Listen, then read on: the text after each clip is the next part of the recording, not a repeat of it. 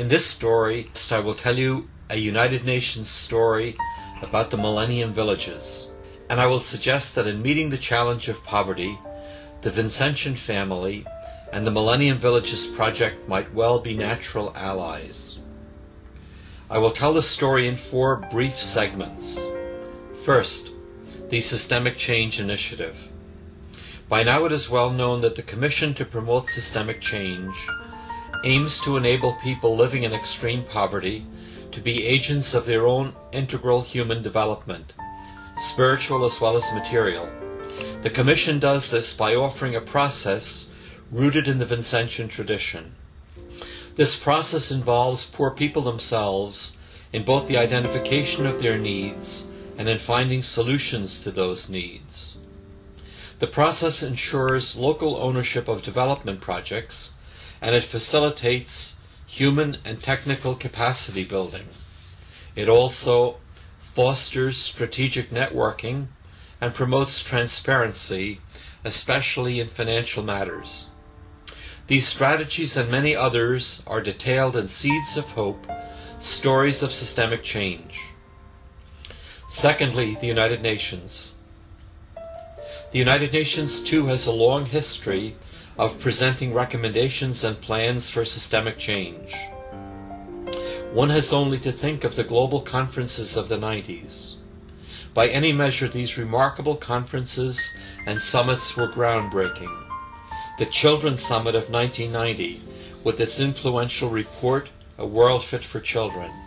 The Rio Conference of 1992 on the Environment and Development. The Human Rights Conference in Vienna in 1993, and the Population Conference of 1994. 1995 was a year that saw 2 world conferences, the Social Development Conference in Copenhagen and the Conference on the Status of Women. And finally, in 1996, the United Nations hosted a conference on the situation of urban housing worldwide. The global conferences of the 90s have made long-term impact, mobilizing national and local governments and non-governmental organizations to take action on global problems, establishing international standards and guidelines for the formulation of national policy, serving as a global forum where new proposals were debated and consensus sought, and setting in motion a process whereby governments make commitments and report back regularly to the United Nations on those commitments. Many of these outcome documents and recommendations were compressed and expressed again in the Millennium Declaration of 2000 and in the Millennium Development Goals. Thirdly, the Millennium Development Goals. These goals represent a global partnership committed to addressing poverty reduction strategies, education, maternal health, gender equality, and they aim at combating infant mortality, AIDS, and other diseases. The Millennium Development Goals are an agreed-upon set of goals and targets that can be achieved if all the actors work together and do their part. Poor countries have pledged to govern better and to invest in their people through health care and education. Rich countries have pledged to support them through aid, debt relief, and fairer trade practices. The Millennium Goals are highly significant because they represent what can reasonably be done in one generation to cut extreme poverty in half. The goals are also significant because, for the first time in history, the world has the capacity to realize these goals. Fourthly, Millennium Villages. In 2001, the United Nations Secretary-General Kofi Annan was asked to develop a concrete plan for the world to achieve the Millennium Development Goals. In 2005, the Secretary-General commissioned Professor Jeffrey Sachs of Columbia University to develop such a plan. The result was a document entitled Investing in Development, a practical plan to achieve the Millennium Development Goals.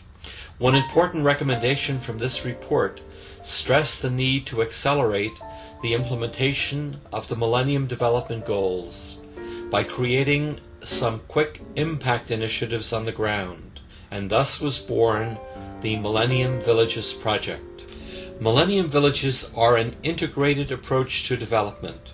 They attempt to implement simultaneously in rural African villages multiple Millennium Development Goals, such as school feeding programs, increased agricultural productivity, health services, the provision of safe water, improved transportation, and enhanced communication. The idea is to integrate these programs and implement them simultaneously. Since 2005, 80 Millennium Villages have been created in 10 countries: in Ethiopia, Ghana, Kenya, in Malawi, Mali, Nigeria, in Rwanda and Senegal, in Tanzania and Uganda. Each village must address 4 core areas: agriculture, health, water and the environment, and infrastructure. The main sponsors of Millennium Villages are local governments, the Millennium Promise, the Earth Institute of Columbia University, and the United Nations Development Programs. A brief word on Malawi. This project was begun in 2005. In the 3 years since the start of the project, Malawi has reported that agricultural production has increased due to subsidized fertilizer, the distribution of maize feed, and training in new farming techniques. Farmers are now producing beyond what is required for household consumption. This allows them to sell their excess crops and to use the proceeds to purchase much-needed household items. The impact of this increase in agricultural production has also resulted in higher school attendance, since meals are now able to be provided in the schools. In terms of health, there are new treatment programs for patients with HIV and AIDS. Some 550 people have been placed on antiretroviral treatment. This has brought a sense of hope to a community that has been seriously impacted by the disease. The deworming of children has also improved their health status. This Millennium Villages project is also making improvements in infrastructure, such as increasing access to safe water supplies and building bridges that provide vital links to schools and markets. New microfinance initiatives have been established, enabling people to start new businesses, and mobile banking units facilitate personal savings. Only 3 years after it began, Malawi, like so many other Millennium Villages, can point to systemic change leading to the transformation of life for people who have lived too long in dehumanizing poverty. And finally, the Commission to Promote Systemic Change and the Millennium Villages Project. In common with the Millennium Villages Project, the Vincentian family seeks to end extreme poverty at every possible juncture. Both are committed to the local ownership of development projects, and both give a priority to sustainability, scalability, and transparency.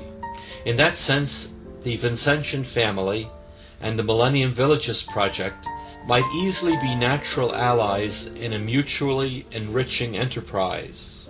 The United Nations and its partners could be a rich source of expertise. They could also be a source of initial funding for future systemic change projects.